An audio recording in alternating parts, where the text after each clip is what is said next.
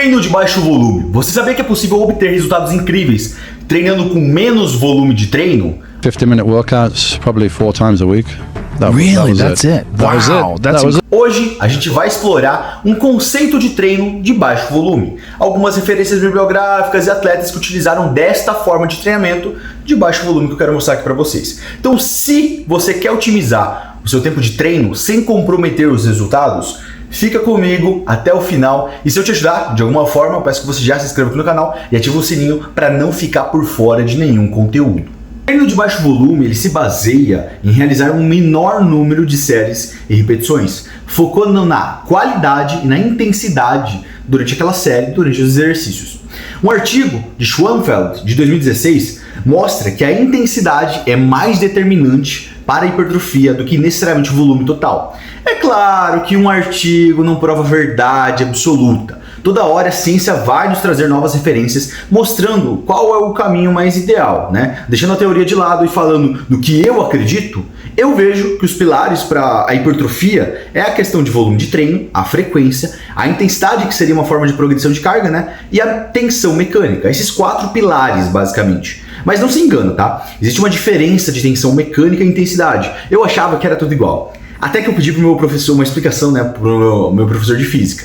Imagina, né, sobre tensão mecânica. Imagina que você puxa uma corda com a sua força total. A tensão mecânica seria como aquela corda, ela sente essa força. É basicamente a força que a gente aplica dividido pela área da corda, onde você está puxando. Quanto mais fina a corda, maior a tensão quando ela estiver esticada, porque a força está concentrada em uma área menor. A intensidade é só uma palavra que diz o quão forte é alguma coisa, mas é claro que depende. Por exemplo, a intensidade da luz é o quão forte ou brilhante é a luz. A intensidade do som é o quão alto ou forte é o som. Ou seja, uma lâmpada forte tem mais intensidade de luz, né? Ou um trovão alto tem mais intensidade de som. Logo, tensão mecânica é a força agindo em algo. E intensidade é o quão forte é algo. Voltando a falar sobre baixo volume,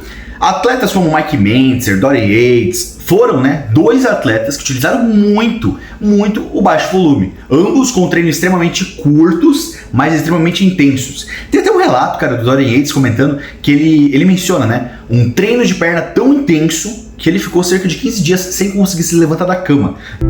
It's not possible to be training harder or more consistently or more dedicated than me, because I couldn't give a single ounce more to any aspect of this thing that I'm doing.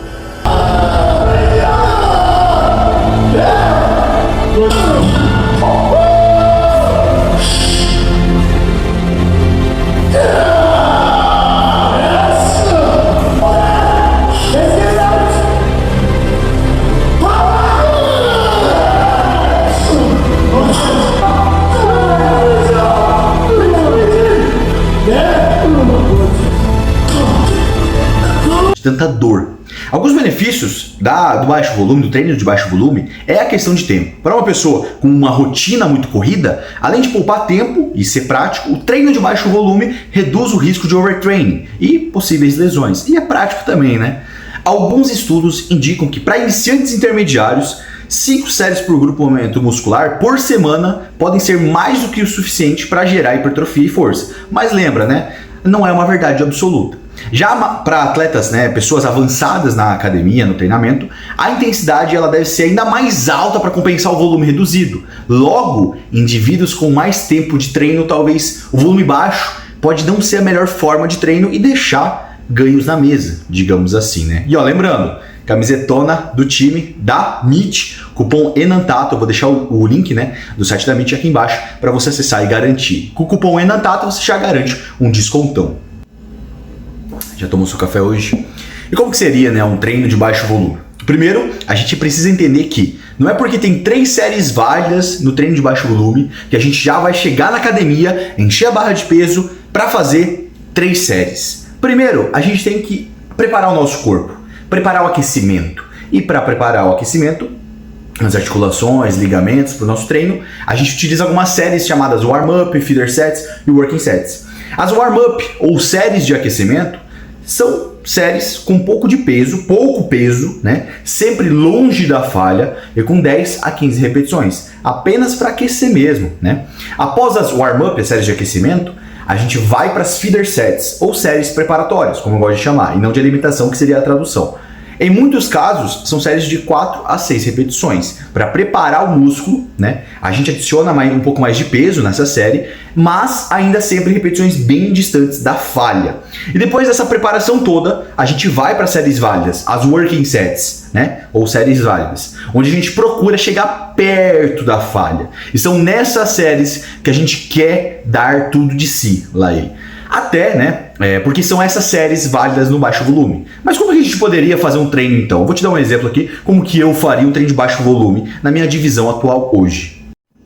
Eu basicamente começaria meu treino tomando meu pré-treino ou um cafezão, e eu começaria pelo supino, realizando uma warm-up, né, uma série de aquecimento e 2 feeder sets, para preparar realmente, para eu sentir a carga. E após isso, apenas 2 séries válidas, ou working sets. Então a gente já tem 2 séries válidas.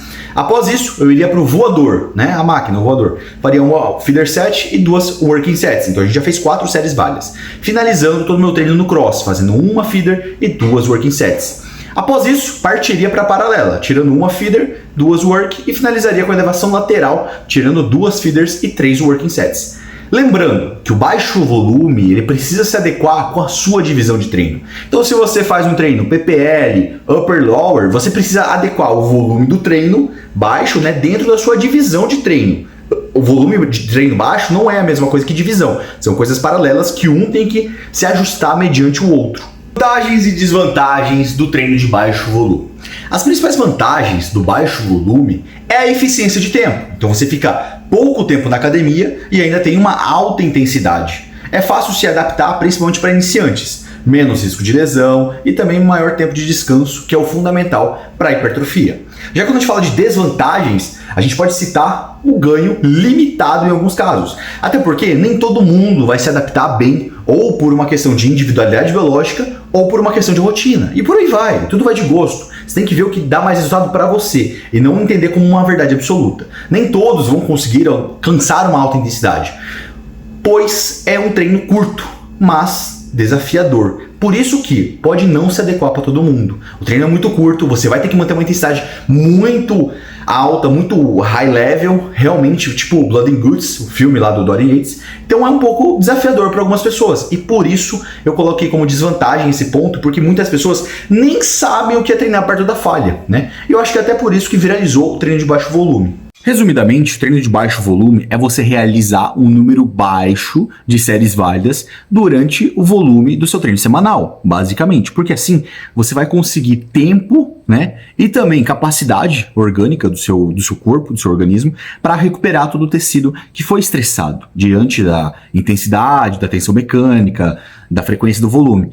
Mas a questão do volume de treino não é que ele é a melhor forma de treinamento, não. A gente vê aí como o próprio Phil Heath, Seban e diversos outros atletas manipulando o volume a favor daquela fase da preparação deles. Então, por exemplo, para a maior parte dos humanos normais que não usam um monte de hormônio, pessoas naturais, ou até mesmo indivíduos que apenas fazem uma TRT, um ciclo recreativo ali, cara, o volume baixo vai ser muito eficiente, porque você vai gastar pouco tempo na academia, gastar não, né? Você vai ficar pouco tempo na academia, eu acabo vendo a academia como um investimento e não como um gasto, mas enfim.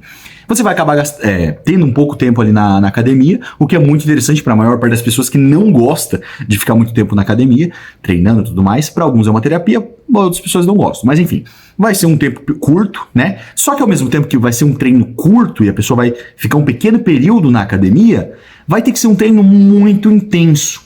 E essa intensidade a gente vai conseguir mesclar, a gente vai conseguir determinar através das cargas, através da número de repetições perto da falha, né, que a pessoa consegue chegar.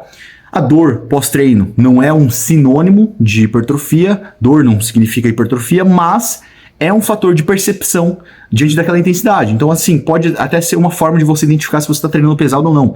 Mas é esse o X da questão. Para algumas pessoas que conseguem chegar numa intensidade significativa, o baixo volume vai ser excepcional. E é para a maior parte dos iniciantes e intermediários, quando a gente fala de treinamento. Porque eles realmente, antigamente, ficavam muito tempo na academia, 1h30, 2 horas e tudo mais, e não conseguia treinar com cargas altas. Aí, por conta, né, do alto volume de treino, número grande de séries, muitas vezes o indivíduo tinha lá 5 séries do supino para realizar, a primeira, ele guardava um pouco de energia, tá ligado? Fazia um supininho ali com 20 cada lado, guardando energia, para a última ele conseguir colocar 40 cada lado. Sendo que as 5 séries ali ele devia ter colocado uma carga um pouco maior, né? Para realmente trabalhar perto da falha. Mas, automaticamente, para não se auto-sabotar, né? A pessoa acaba reduzindo um pouco o nível de esforço no início da série para no final tentar dar o máximo. E é exatamente essa forma de pensamento que muitas vezes acaba atrasando a pessoa. Por isso que o baixo volume, para a maior parte dos iniciantes intermediários, é muito eficiente, muito legal mesmo. Por quê? A pessoa vai ter lá 2 séries de supino para fazer. Cara, ela vai dar um máximo naquelas 2 séries. E ela realmente vai chegar perto da falha, seja uma falha concêntrica, isométrica, enfim. Ela vai conseguir chegar perto da falha, e então ela vai conseguir treinar com mais intensidade. E aí vocês vão ver muitos falando que baixo volume é a maneira mais correta de treinar, evoluir em 2 meses o que não evolui em 2 anos na academia através do baixo volume. Não é que é através do baixo volume, é porque a pessoa não conseguia atingir um nível de intensidade alto antes, e através do baixo volume ela conseguiu. Mas não é por conta só do volume baixo, não. Não, é por conta da pessoa, né? Toda vez que a gente vai ter um ser humano como intermediário da questão, ou dentro ali da questão, a gente vai ter um problema. Seja psicológico, seja físico. Então, o problema, sim, em si, é o ser humano. Não é necessariamente tudo culpa tudo graças ao baixo volume. Não. É por conta do indivíduo que não conseguia atingir uma intensidade significativa, né? É mais em relação a isso. Então, se eu te ajudei de alguma forma, peço que você já se inscreva aqui no canal, deixe seu likezão e até a próxima, meus manos.